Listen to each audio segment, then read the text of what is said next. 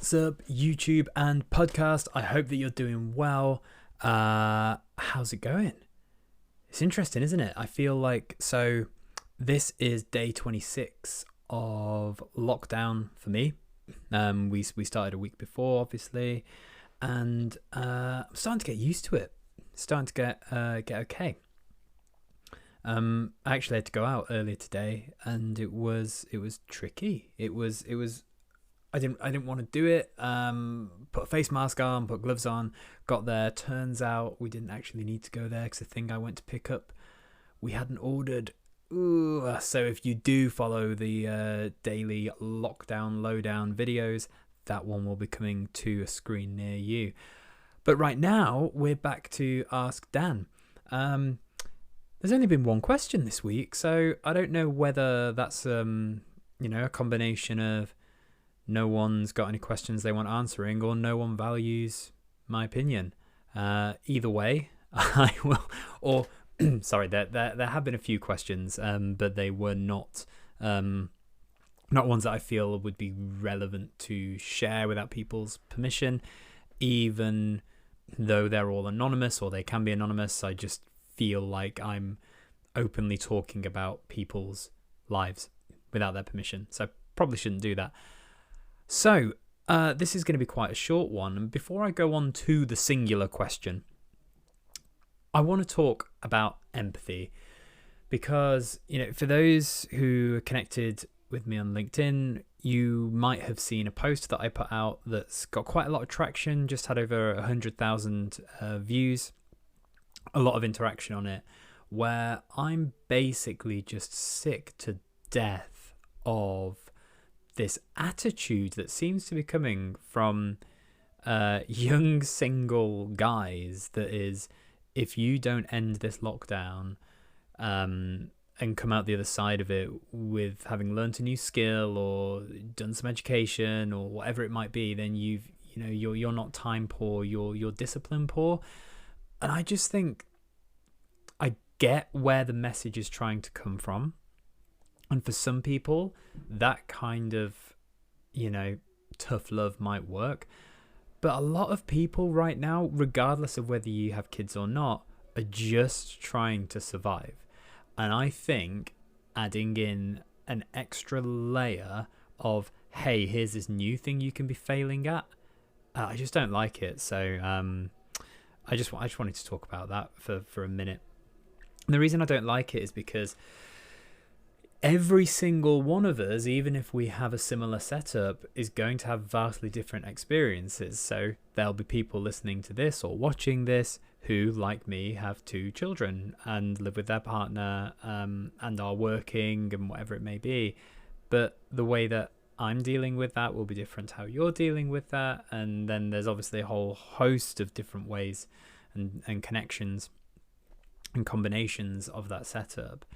And I just think, I heard someone describe it as toxic positivity, and I thought that's quite relevant. And yeah, I have had some people say, well, the message isn't for you, so don't worry about it. And I get it, because that's often something that I say.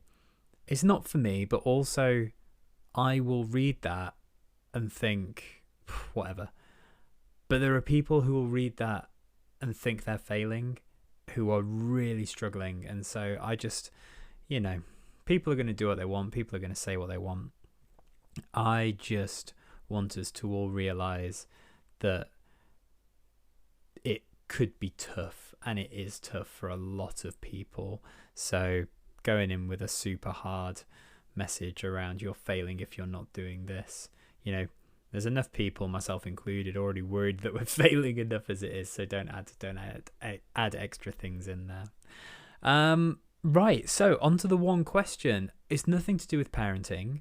It's nothing to do with COVID. It's nothing to do with work. It's to do with bloody eggs. It's so again, if you watch the daily lockdown lowdown, it's getting quite a lot of traction now, which is quite nice. Mainly on TikTok. And if you're not following me on TikTok, and if you're a fan of TikTok, please do. It's my probably, after LinkedIn, my most engaged platform. I just love it. Just hit over 5,000, I think 5,100 and something followers now. And hopefully it's just a bit of fun. But yeah, so I've been making these eggs nearly every day because, as you may know, my wife put a farm order in for potatoes, eggs, and milk, and they basically quadrupled the order, and we ended up with about 80 eggs and 25 kilos of potatoes. So I've been making a lot of eggs, and I've perfected, or I'd like to say I've perfected the soft boiled egg. They're now featuring a lot of these videos, and the eggs are getting more attention than some of the other content that I put out there. So I created a video on how to make the eggs, which I think has just had like 10,000 views. So people really like these eggs. But the question I had is clearly from someone who hasn't seen that video, which is how do you make those eggs? So you know what? I'm going to say this up front. If you really don't care about how I make those soft boiled eggs, I'm going to say see you right now, because this is all that's left. However, if you were super interested in how to make those soft boiled eggs, you can go check out the TikTok video for YouTube. I will put a link in the comments. But Dan Reed's step-by-step guide to soft boiled eggs is boil a kettle, take an egg, put an egg in the pan, then pour the water on top of the egg, make sure it's boiling, and then obviously put the hob on. Someone asked me, what temperature do you set the hob to? I'm like, hot. I don't even, can you set hob temperatures? Maybe if it's an induction or something, but we've got a gas hob, so it's just kind of on or it's not. So do that.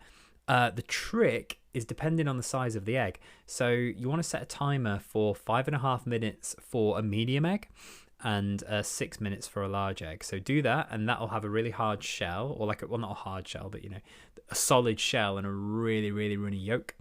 And then when it's done, this bit's really important because the egg will continue to cook. So what you want to do when that timer goes off is pour out the water, leave the egg in the pan, but as you're pouring out the water, the hot water, replace it with cold. And you want to get to the point where you can touch the pan because it's cold, it's full of cold water, and that will stop the egg overcooking. And then you just peel it, and that's it really. And for day 26's video, which is today, so it will go live tomorrow, lockdown lowdown day 26, there's a really good shot of cutting into the egg. The egg, it has a good time. So that's it. Only one question this week. I did have a question that was around Kickstarter. I don't really want to go to the ins and outs of it, but I guess without going into the ins and outs of it, the question was around, is Kickstarter or crowdfunding around product based? Can you do service based things on there? And my point is, especially with crowdfunding, people buy into the story. They buy into the narrative. It doesn't matter whether it's a physical product or whether it's a service. I mean, you had a couple on GoFundMe who were getting people to fund their kind of travel, and they document it along the way. Like, people just want to be a part of something, and if you make that thing something that's worthy of being a part of, people want to do it, right? So that's my 2 cents on that. Cool. That's it for this week. Have a fantastic weekend, Easter weekend. Hope you've got some Easter eggs coming from the Easter Bunny, and we'll see you on the other side. Take care, guys. Have a good one.